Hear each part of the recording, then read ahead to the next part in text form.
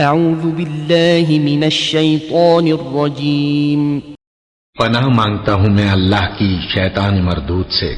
وَيَسْتَنبِئُونَكَ أَحَقٌّ هُوَ قُلْ إِي وَرَبِّي إِنَّهُ لَحَقٌّ وَمَا أَنْتُمْ بِمُعْجِزِينَ۔ اور اے نبی تم سے دریافت کرتے ہیں کہ آیا یہ سچ ہے؟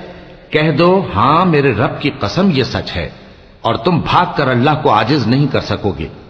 وَلَوْ أَنَّ لِكُلِّ نَفْسٍ ظَلَمَتْ مَا فِي الْأَرْضِ لَافْتَدَتْ بِهِ وَأَسَرُّوا النَّدَامَةَ لَمَّا رَأَوُا الْعَذَابَ وَقُضِيَ بَيْنَهُم بِالْقِسْطِ وَهُمْ لَا يُظْلَمُونَ۔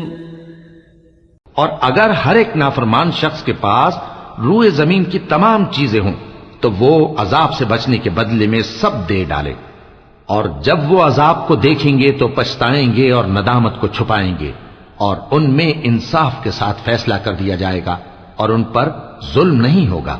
ألا إن لله ما في السماوات والأرض ألا إن وعد الله حق ولكن أكثرهم لا يعلمون۔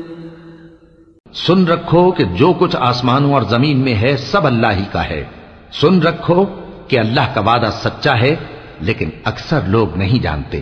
هو يحيي ويميت وإليه ترجعون۔ وہی جان بخشتا اور وہی موت دیتا ہے اور تم لوگ اسی کی طرف لوٹ کر جاؤ گے۔